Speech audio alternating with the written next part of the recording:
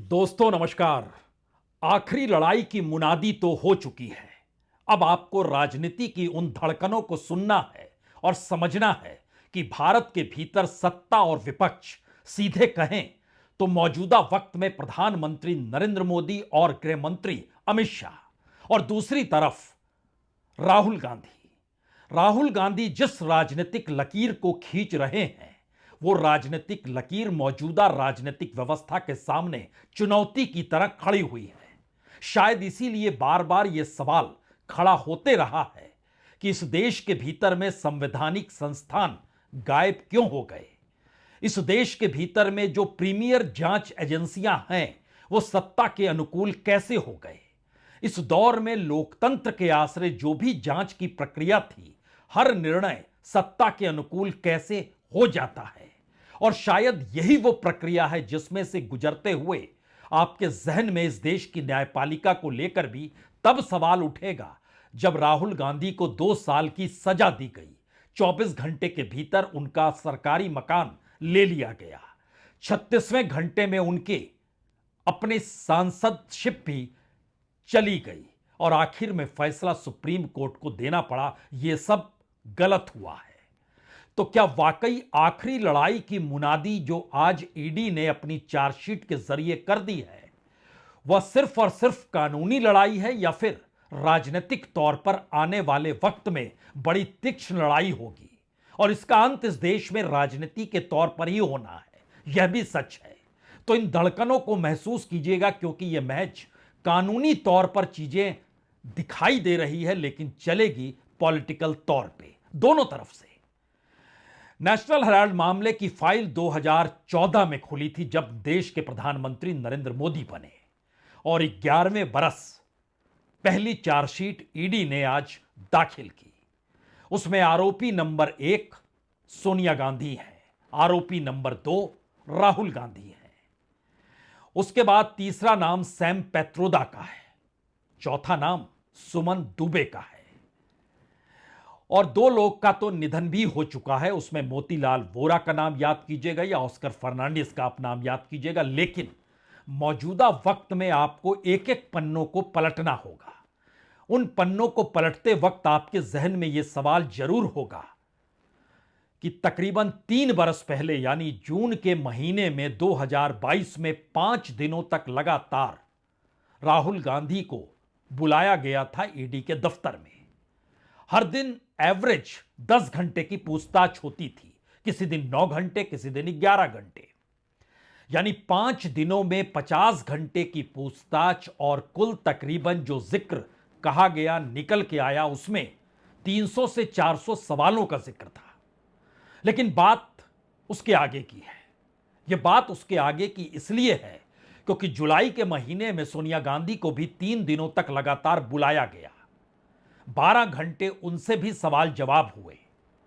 तबीयत बिगड़ी, घर गई, दवाई खाई, फिर आईडी के दफ्तर में। आप कहेंगे ये पूरी प्रक्रिया है, इस प्रक्रिया को तो होने देना चाहिए। तो यहीं से असल फाइल खुलती है मनी लॉन्ड्रिंग की। मनी लॉन्ड्रिंग करेंसी है, मनी लॉन्ड्रिंग इमारत नहीं है। मनी लॉन्ड्रिंग का मतलब पैसों का आदान प्रदान है, और गलत तरीके से इकोनॉमिक ऑफेंस के दायरे में इसे देखा जाता है। लेकिन यहां सिर्फ इमारतों का जिक्र है, जो दिल्ली का हेराल्ड हाउस है। 2000 करोड़ की कीमत मौजूदा वक्त में ईडी लगाती है। हो सकता है 2047 में जब भारत विकसित हो जाए तो इसकी कीमत 2000 के बदले 2 लाख करोड़ भी हो सकती है। लेकिन मौजूदा वक्त में उसकी कीमत, और उसको 50 लाख रुपए में यंग इंडिया को दे देना, यंग इंडिया के शेयर गांधी परिवार के पास आ जाना, यानी पूरी की पूरी एक इमारत के जरिए जो पूरा खाका उभर कर आ रहा है, आज इसको एक एक करके समझने की कोशिश करने के साथ साथ उस राजनीतिक धड़कनों को भी सुनिएगा, क्योंकि अब मामला राजनीतिक तौर पर सड़कों पर होगा या संसद में होगा, न्यायपालिका की इमारतों के भीतर होगा, या फिर आरोप प्रत्यारोप के सिलसिले में होगा, या फिर इन सब से हटकर एक नई राजनीति इस देश में नजर आएगी। एक एक करके खोला जाए। सबसे पहले हमें लगता है जो 3 पन्नों की चार्जशीट जो दी गई, जिसमें आरोपी बताए गए हैं उसमें सोनिया गांधी, ईडी वर्सेस सोनिया गांधी के नाम पर यह 3 पन्ने जारी किए गए।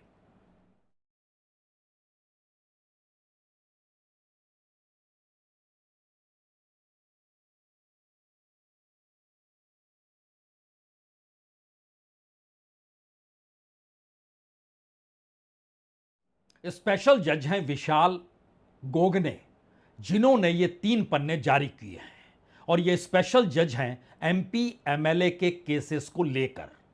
और यहां एक बात जहन में रख लीजिए, एमपी एमएलए से जुड़े जितने भी केस ईडी के पास आए, उसमें से कोई भी दोषी करार नहीं दिया गया, और सैकड़ों मुद्दे ईडी के दायरे में निकल कर आए। और पार्लियामेंट के भीतर जब सरकार से पूछा गया कि कितने मामले हैं और कितने मामलों पर कितनी रिहाई और कितनों को सजा हुई है, तो कहा गया सिर्फ 2 लोग, और मामले 900 के करीब हैं। तो ईडी अपने तौर पर इन दस्तावेजों के भीतर जिन बातों को दर्ज कर रहा है या उसने किया है, वो दरअसल एक संकेत है कि आने वाले वक्त में कानूनी नहीं राजनीतिक लड़ाई की शुरुआत होगी। क्योंकि इसके भीतर में यह साफ तौर पर लिखा गया है कि अभी यह मामला राउज एवेन्यू में एडिशनल चीफ जुडिशियल मजिस्ट्रेट के पास है, लेकिन अब चीफ डिस्ट्रिक्ट एंड सेशन जज की बेंच में इसको ट्रांसफर भी किया जा सकता है। और इनके साथ ही 3 दिनों पहले ही, यानी आज तो 15 तारीख है, 12 तारीख को ईडी ने जांच के दौरान 3 अलग अलग शहरों में हेराल्ड से जुड़ी कुर्क संपत्तियों को जब्त करने की कार्रवाई की शुरुआत की थी। उसमें नेशनल हेराल्ड हाउस जो दिल्ली में है, बहादुर शाह जफर मार्ग में, मुंबई में बांद्रा ईस्ट में है, और लखनऊ के विशंबरनाथ रोड पर है। और इसकी पूरी कीमत बताई गई थी 661 करोड़ की अचल संपत्ति को कब्जे में लेने के लिए ईडी नोटिस जारी कर रही है। तो ईडी ने यह नोटिस अपने तौर पर जारी किया, और उसका यह मजमून जो निकल कर आया है, जो साफ तौर पर बतला रहा है कि ED versus Sonia Gandhi and others, इस मामले में इस चार्जशीट में इन्हें आरोपी बनाया जा रहा है। तो एक क्षण के लिए पहले चलें, उससे पहले हमें लगता है कि कांग्रेस के वकील क्या कह रहे हैं, उनकी बात को भी पहले सुन लीजिए। जब ये केस शुरू हुआ था, तभी हमने बड़ा स्पष्ट किया था कि ये बड़ा विचित्र केस है, जो शुरू किया गया है बिना किसी 1 रुपये की स्थानांतरण हुए, बिना किसी 1 पैसे की प्रॉपर्टी के स्थानांतरण हुए। एक नॉट फॉर प्रॉफिट सेक्शन 8 की कंपनी बनाई गई, जिसमें श्रीमती सोनिया गांधी और अन्य लोग, लेट श्री मोतीलाल वोरा जी इत्यादि सब डायरेक्टर्स थे, जिसमें न डिविडेंड दिया जा सकता है, न कोई कमर्शियल ट्रांजैक्शन हो सकता है, सिर्फ नेशनल हेल्थ की पुरानी प्रॉपर्टीज को मैनेज करने के लिए। उस पर एक मनगढ़ंत झूठा केस रचा गया है। उसी प्रक्रिया में एक श्रृंखला में ये एक और चीज हुई है, जो चार्जशीट फाइल हुई है, जो प्रक्रिया होती है, क्योंकि एक फेक केस है जिसमें कोई भी तथ्य नहीं है, निराधार है, और अंततोगत्वा इसमें कोर्ट्स ये स्पष्ट करेंगे। अभी सिर्फ एक कानूनी प्रक्रिया चल रही है, और इसको एक राजनीतिक प्रतिशोध की भावना से किया जा रहा है, जो दर्शाया जा रहा है। वकील हैं, कानूनी तौर पर लड़ेंगे और कानूनी तौर पर ही इस मामले को देखते हैं। लेकिन जो राजनीति की धड़कनों को सुनना चाहते हैं, वह एक बात समझ लें, मौजूदा वक्त में इस देश की राजनीतिक सत्ता के सामने बहुत सारी चुनौतियां हैं। इस देश की इकोनॉमी को लेकर, इस देश के भीतर में जो कॉरपोरेट है, उनके सामने अंतर्राष्ट्रीय संकट मंडराया है। यानी एक पारंपरिक परिस्थितियां जो चली आ रही थी, उसमें एक झटके में ब्रेक लग गया है, क्योंकि अंतर्राष्ट्रीय तौर पर पावर सेंटर बदल रहे हैं, व्यापार के तौर तरीके बदल रहे हैं। भारत सरकार के सामने भी चुनौतियां हैं। मोदी सत्ता के सामने तो इतनी चुनौती है कि पता नहीं कल अमेरिका के साथ खड़े रह पाएंगे या फिर चीन के प्रोडक्ट्स के आश्रय चीन के साथ ही खड़ा होना पड़ेगा। इस दौर में जो कार्रवाई बीते 10 वर्षों में अंतर्राष्ट्रीय तौर पर प्रधानमंत्री मोदी ने की, वो ब्रिक्स के जरिए हो सकता है, वो एशियाई देशों के भीतर अपनी प्रभुता को दिखाने को लेकर हो सकता है, अमेरिका के साथ खड़े होने हो सकता है, रशिया से तेल 30% डिस्काउंट में लेना यह भी हो सकता है, यूक्रेन और रूस के युद्ध पर खामोशी बरते हुए दोनों देशों से मिलते हुए यह बताना कि हम तो शांति चाहते हैं, यह भी हो सकता है। इजराइल और फिलिस्तीन या इजराइल और गाजा पट्टी को लेकर भी हो सकता है, लेकिन दो बातें साफ यहां समझनी होगी। करेंसी सीमाएं नहीं देखती है, अर्थव्यवस्था अब इस देश की सीमा को नहीं देखती है, और अमेरिका जिस रास्ते निकल पड़ा है और उसमें खास तौर से जो डिजिटल इकोनॉमी का वक्त आ चला है, उसमें भारत सरकार के सामने आने वाले वक्त में कैसी चुनौती हो सकती है, इसको अंतर्राष्ट्रीय तौर पर अगर आप परखना शुरू करें तो जहां जहां डिजिटल इकोनॉमी है वहां वहां दुनिया चलाने वाले लोग अपने अनुकूल सत्ता चाहते हैं। और डिजिटल इकोनॉमी का मतलब बहुत दूर मत जाइए, यूपीआई यह भी एक डिजिटल इकोनॉमी है जो कि इस देश के रिजर्व बैंक के जरिए तैयार की गई। उसमें बीते 15-18 दिनों में 3-4 बार रुकावट आ चुकी है।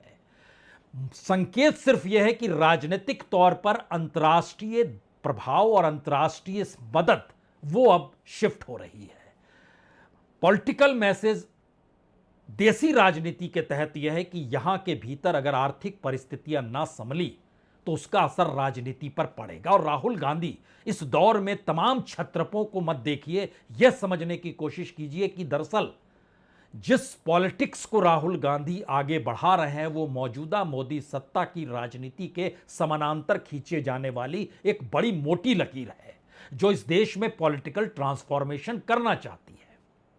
और जब ये पॉलिटिकल ट्रांसफॉर्मेशन करना चाहती है तो राजनीतिक सत्ता किसी को बख्शती नहीं है, और यहीं से उस राजनीति की लड़ाई की असल शुरुआत होती है जो कानूनी दायरे में चलती जरूर है, लेकिन उसका असर और उसका प्रभाव उस राजनीति के आश्रय ही चल पाता है जिसमें सत्ता के पास सारे कानून, सारे इंस्टीट्यूशंस और उसको इंप्लीमेंट करने की ताकत होती है। तो एक क्षण के लिए ईडी की जांच जो निकलकर सामने आई उसके जरिए जो बातें 2-3 है उसको थोड़ा समझना होगा। पीएमएलए जो मनी लॉन्ड्रिंग एक्ट है उसमें जो सेक्शन 19(1) है और जो सेक्शन 45 है, 45 का मतलब नॉन बेलेबल होता है। याद कीजिए सुप्रीम कोर्ट में भी यह मामला गया था ईडी का कि ईडी अपने तौर पर किसी को कैसे गिरफ्तार कर सकती है। तो सुप्रीम कोर्ट का कहना था कि अगर ईडी को यह भरोसा है, रीजन टू बिलीव है, तो उसके पास यह अधिकार है, वो किसी को भी गिरफ्तार कर सकती है। और सेक्शन 45 नॉन बेलेबल की कॉग्निजेंस इस रूप में मानता है कि वहां पर वो इसको इतना गंभीर अपराध मानता है कि बेल आपको नहीं मिलेगी। तो आपके जहन में एक सवाल होगा, क्या यह पूरी कानूनी प्रक्रिया राहुल गांधी को जेल तक ले जाएगी? इस देश में नेता जेल जाता है तो उसका कद बढ़ जाता है, भावनाएं उसके साथ चल पड़ती है, लेकिन जेल की परिस्थितियों को दिखाकर जेल में ना डालने की स्थिति में करप्शन और कानून दोनों को सत्ता अरसे से भुनाती आई है। तो क्या उसको भुनाने की दिशा में वह आगे बढ़ेगी? क्योंकि जो प्रोसिक्यूशन कंटेम्प्ट दाखिल किया गया है उसमें राहुल गांधी, सोनिया गांधी, सैम पत्रोदा, सुमन दुबे इनके खुले तौर पर नाम है। इसके भीतर जो कहा गया, जो संपत्ति दर्ज 12 अप्रैल को कहा गया कि जो कुर्क कर ली जाएगी वह एजीएल यानी एसोसिएट जनरल लिमिटेड के तहत है। उसमें 661 करोड़ 69 लाख का जिक्र है। यंग इंडिया प्राइवेट लिमिटेड के पास 90 करोड़ 21 लाख की संपत्ति की गई है। और इन सब के साथ जो जांच ईडी ने की और जो दिखाया है चार्जशीट में, उसमें बतलाया है कि यंग इंडिया के जरिए एजीएल की सैकड़ों करोड़ रुपए की संपत्ति हासिल करने की एक आपराधिक साजिश रची गई। और एजीएल यानी एसोसिएट जनरल लिमिटेड जिसके तहत हेराल्ड निकलता था, एजीएल के समाचार पत्र प्रकाशित करने के लिए विभिन्न शहरों में जो रियायती दरों में जमीन हासिल की थी, उस जमीन को यंग इंडिया को शिफ्ट किया गया और यंग इंडिया के शेयर गांधी फैमिली को चले गए, या फिर और जिनके नाम है जिसमें सैम पत्रोदा, सुमन दुबे, या फिर उस संगठन को चले गए जो कि क्रिएट किया गया था। और इन सब के बीच यह भी कहा गया कि कांग्रेस ने जब संकट में आया एजीएल, तो एआईसीसी ने कर्ज दिया था तकरीबन जो 90 करोड़ 21 लाख का कर्ज दिया था, वो कर्ज माफ कर दिया गया और एजीएल ने 50 लाख की संपत्ति में यंग इंडिया को सब कुछ बेच दिया। और यंग इंडिया के शेयर्स चूंकि गांधी परिवार या उनके करीबियों के पास थे, तो यह मामला पूरा आपराधिक साजिश का बनता चला गया। और इसीलिए अब यह चार्जशीट जारी करने की जरूरत आन पड़ी थी, इसीलिए इसको कर दिया गया। एक फाइल और खोलनी चाहिए। ये फाइल इसलिए भी बड़ी महत्वपूर्ण है क्योंकि इसमें इस बात का जिक्र है कि 1938 में नेहरू द्वारा नेशनल हेराल्ड अखबार की शुरुआत की गई थी। 2008 से 2010 जब मनमोहन सिंह की सरकार थी, उस समय आर्थिक संकट आ गया एजीएल पर और अखबार बंद हो गया। कांग्रेस पार्टी ने उसे आर्थिक मदद दी, मनमोहन सिंह की सरकार थी। 2010 में यंग इंडिया कंपनी बनाई गई, एजीएल का कर्ज लेकर उसका मालिक वही बन गई। 2012 में सुब्रमण्यम स्वामी ने कोर्ट का दरवाजा खटखटाया और जब देश के प्रधानमंत्री नरेंद्र मोदी बने तो 2014 में अदालत ने सोनिया, राहुल समेत 6 लोगों को सम्मन भेजा। 2015 से 2020 तक सुनवाई हाईकोर्ट और सुप्रीम कोर्ट में चलती रही। 2022 में पूछताछ लंबी प्रक्रिया जो राहुल गांधी से हुई 50 घंटे, सोनिया गांधी से तकरीबन 12 घंटे, और अप्रैल 2025 में यानी 12 तारीख को 661 करोड़ की संपत्ति को अपने कब्जे में लेने का नोटिस ईडी ने जारी किया और 3 दिनों के बाद जो चार्जशीट दाखिल की उसमें आरोपी नंबर 1 सोनिया गांधी, आरोपी नंबर 2 राहुल गांधी है। अब इसके लास्ट पन्ने पर आके खड़े हो जाइए। यह पन्ना इसलिए बड़ा महत्वपूर्ण है क्योंकि जो मनी लॉन्ड्रिंग का पूरा केस है और अदालतों में, सुप्रीम कोर्ट में जो कहा गया, जो हाई कोर्ट में कहा गया और जो राउज एवेन्यू में अब कहने की बात है और उसको भी शिफ्ट करा के डिस्ट्रिक्ट सेशन कोर्ट में शिफ्ट कराने का जिक्र हो चुका है, वो 25 तारीख को उसकी सुनवाई होनी है।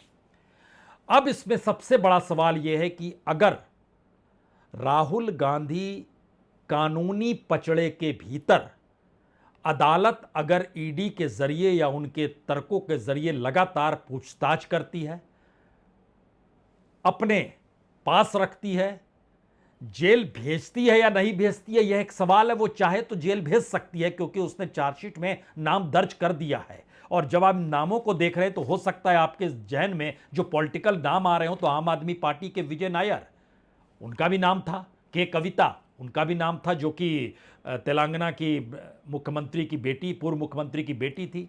हेमंत सोरेन का नाम था, बाद में हटा लिया गया, अदालत ने कार्रवाई की, हटा लिया गया। लेकिन एक पूरी प्रक्रिया इस दौर में ईडी के मार्फत चली और मनी लॉन्ड्रिंग का केस इस दौर में बनाया गया। दूसरी स्थिति, मौजूदा वक्त में देश के भीतर की राजनीति में सबको पता है कि अब इस देश में जिन मुद्दों के आश्रय बीजेपी चल रही थी, उन मुद्दों को लेकर बीजेपी अपने बूते सत्ता में नहीं आ सकती। उसको हर जगह कुछ चाहिए, बिहार में चाहिए, बंगाल में चाहिए, उत्तर प्रदेश में भी चाहिए, असम में भी चाहिए, तमिलनाडु में भी चाहिए और महाराष्ट्र के बीएमसी इलेक्शन में भी चाहिए। राजनीतिक सत्ता को अपने पास रखने के लिए करप्शन और करप्शन के आश्रय इस देश के मजबूत कानून का जिक्र करने की दिशा में यह चार्जशीट खुले तौर पर इस बात का ऐलान करती है कि दरअसल ईडी अब बहुत ज्यादा एग्रेसिव होगी। दूसरा संकेत निकलता है कि अदालती कार्रवाई अभिषेक मनु सिंघवी जिस तर्ज पे बोल गए वैसा नहीं होगा। और तीसरी परिस्थिति है कि इस देश के भीतर में सरकार सत्ता चाहे तो सुप्रीम कोर्ट के जरिए भी कुछ नए फैसले दे सकती है, दिलवा सकती है। नहीं, मुद्दों को ले जाकर अदालतों के जरिए एक ऐसा बैरिकेड इलेक्शन, प्रचार और राजनीति, इन तीनों पर रोक लगाने की दिशा में बढ़ सकती है क्योंकि यह एक राजनीतिक तौर पर आखिरी लड़ाई इस देश में शुरू हो चुकी है। बहुत बहुत शुक्रिया, बहुत बहुत शुक्रिया।